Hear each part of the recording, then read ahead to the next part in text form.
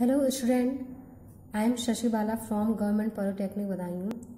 Today's our topic is spray application. तो spray application हमारी कितनी टाइप्स की होती हैं आज हम इस टॉपिक में डिस्कस करेंगे। तो जो हमारी स्प्रे एप्लीकेशंस होती हैं वो दो तरह की होती हैं, जिसमें हमारी फर्स्ट होती है मैनुअल एप्लीकेशन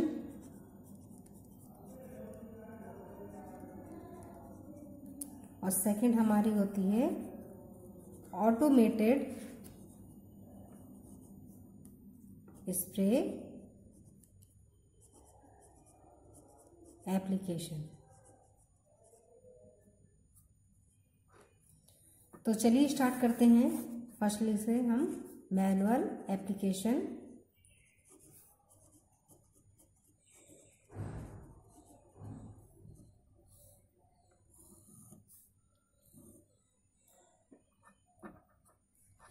तो देखिए मैनुअल एप्लीकेशन, जैसा कि आपको नाम से ही पता चल रहा हो कि मैनुअली यानी कि जिसे हम आसानी से हैंडल कर सकते हैं और जिसे आप मूव कर सकते हैं।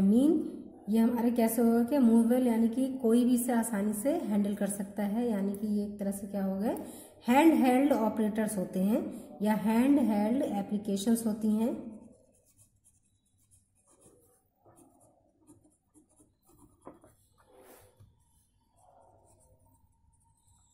हैंड हेल्ड एप्लीकेशन होती हैं।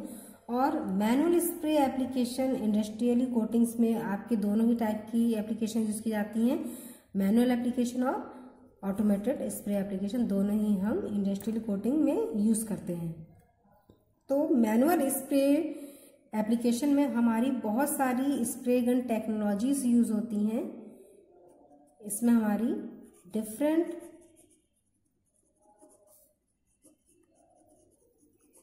स्प्रे गन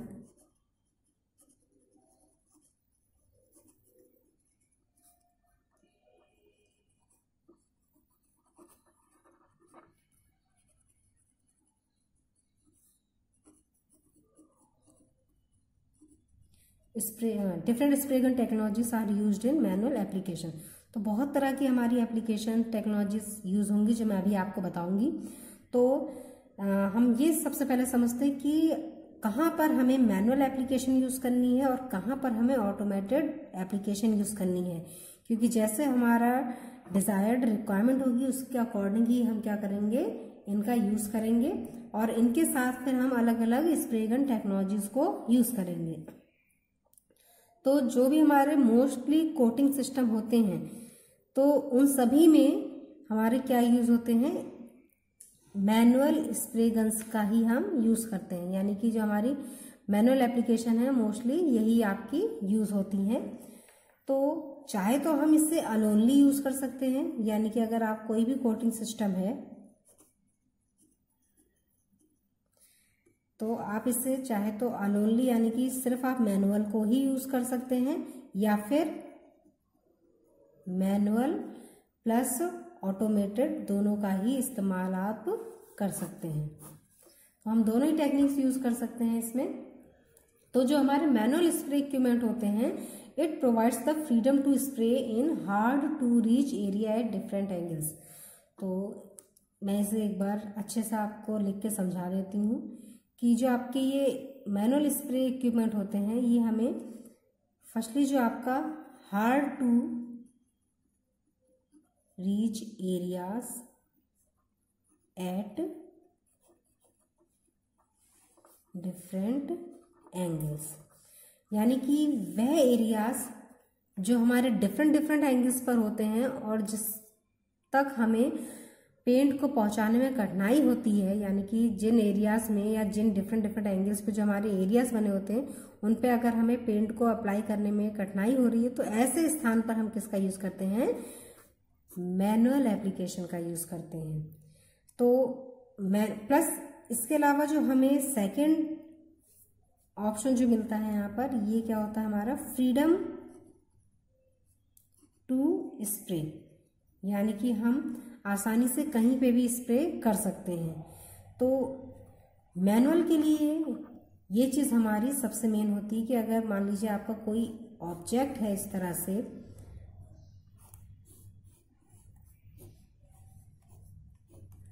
और यहाँ पर भी आपकी कोई अलग तरह की कोई भी चीज़, अगर आपकी सिंबल्स या फिर कोई भी तरह की आपकी अलग अलग डिज़ाइन बनी हुई है, तो उन सभी में मान लीजिए जो आपके प्लेन एरियाज होते हैं वहाँ तक तो आपका पेंट आसानी से पहुँच जाता है। लेकिन अगर मान लीजिए कुछ आपकी ऐसी एजेस हैं या जो आपके इर्रेगुलर सेक्शन होते हैं जहाँ पर आपका पेंट आसानी से नहीं पहुँच सकता है, तो वहाँ पर हम क्या करते हैं, हैंड हेल्ड एप्लीकेशन यानी कि मैनुअल एप्लीकेशन का यूज़ करते हैं, और वहाँ पर आसानी से हम स्प्रे गन्स को वहाँ तक पहुँचा सकते हैं और आसानी से वहाँ पर स्प्रे हम कर सकते हैं। जबकि ऑटोमेटेड में क्या होता है, आपका एक स्टेशनरी सेक्शन होता है, यानी कि एक ही स्थान पर वो सेट रहता है और उससे आपको पेंट करना होता है। तो जो अलग अलग एंगल पे आपके एरियाज बने होते हैं, तो उन एरिया में आपका पेंट नहीं पहुँच पाता है। यानी जो डिफ़िकल्ट एरियाज होते हैं, क्रिटिकल एरिया होते हैं या क्रिटिकल सेक्शंस होते हैं किसी भी ऑब्जेक्ट के, तो उन सेक्शन तक पेंट को पहुंचाने के लिए हम मैनुअल एप्लीकेशन का ही यूज़ करते हैं। इसके अलावा जो आपकी ये मैनुअल स्प्रे टेक्नोलॉजीज होती हैं, ये सभी आपकी विद और विदाउट इलेक्ट्रोस्टैटिक पावर आप इसे यूज़ कर सकते हैं। तो चाहे आपकी मैनुअल एप्लीकेशन टेक्निक आप विद इलेक्ट्रोस्टैटिक पावर यूज़ करिए या फिर विदाउट इलेक्ट्रोस्टैटिक पावर करिए, तो दोनों ही केसेस में ये आपको अच्छी इफिशिएंसी प्रोवाइड करता है। अगर मान लीजिए आप विदाउट इलेक्ट्रोस्टैटिक पावर यूज़ कर रहे हैं तो भी इफिशिएंसी आपको अच्छी मिलेगी, बट जो इलेक्ट्रोस्टैटिक पावर के साथ अगर आप यूज़ करेंगे तो उसमें क्या होता है कि मान लीजिए अगर कोई भी ऐसा सेक्शन रह जाता है या ऐसा कोई एज या ऐसा कोई कॉर्नर रह जाता है जहाँ पर पेंट आपका सेट नहीं हो पा रहा है, नहीं पहुँच पा रहा है, तो इलेक्ट्रोस्टैटिक पावर की वजह से क्या होता है, वहाँ पर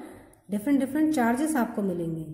यानी कि एक आपका पॉजिटिव चार्ज और एक आपका नेगेटिव चार्ज। तो उन चार्जेस की वजह से अट्रैक्शन बहुत अच्छा हो जाता है, और उस अट्रैक्शन की वजह से पेंट जहाँ पर नहीं सेट हो सकता है वहाँ पर भी अट्रैक्शन पावर की वजह से पेंट वहाँ पर आपका सेट हो जाता है। तो हम मैनुअल एप्लीकेशन को विद और विदाउट इलेक्ट्रोस्टैटिक पावर भी यूज़ कर सकते हैं। और अगर हम ऑटोमेटेड की बात करें तो ऑटोमेटेड में भी हमारा सेम यही काम होता है, लेकिन ऑटोमेटेड में आपका स्टेशनरी रहता है, और स्टेशनरी की वजह से यहाँ पर क्या होता है, जितने भी आपके ऑटोमेटिक स्प्रे इक्विपमेंट होते हैं ये वहाँ पर यूज़ किए जाते हैं। देखिए ऑटोमेटेड के केस में इन्हें आप वहाँ यूज़ करेंगे जहाँ पर हमारा volume of work exceeds the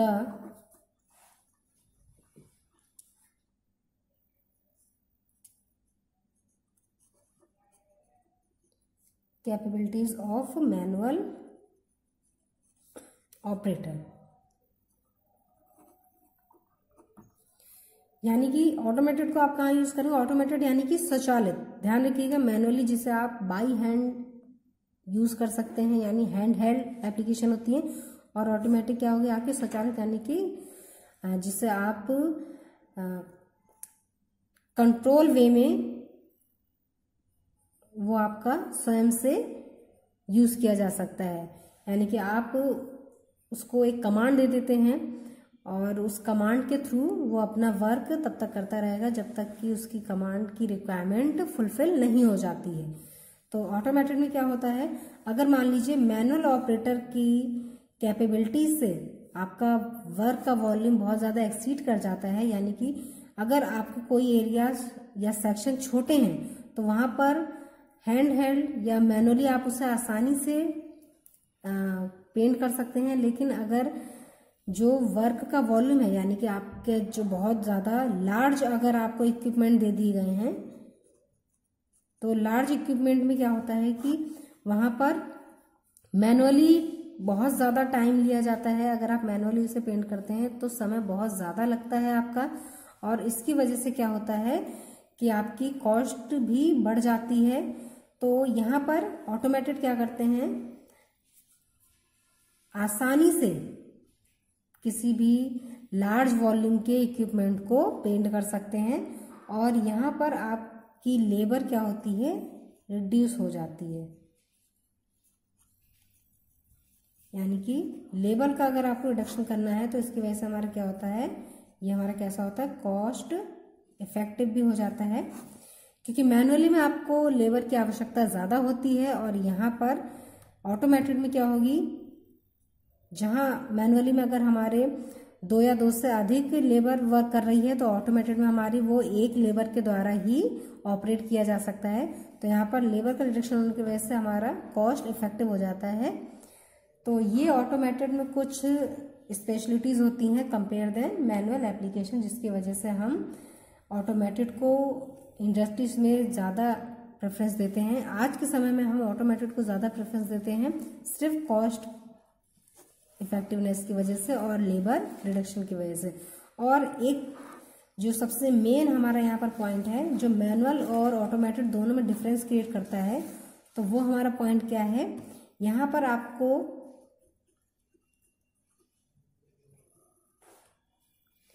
precision मिलता है, यानी कि एक प्रिसाइज वर्क मिलता है, बिल्कुल सटीक, यानी कि जैसा आपकी रिक्वायरमेंट होगी बिल्कुल उसी रिक्वायरमेंट के अकॉर्डिंग ही आपको ऑटोमेटेड में जो फिनिशिंग मिलती है पेंट की वो मिलती है। जबकि मैनुअली में क्या है कि थोड़ी बहुत फिनिशिंग आपकी खराब भी हो सकती है, लेकिन यहाँ पर कैसी होगी, बिल्कुल प्रिसाइज फिनिशिंग आपको पेंट की मिलती है। तो ये मेन डिफरेंस है आपके मैनुअल और ऑटोमेटेड स्प्रे एप्लीकेशंस में।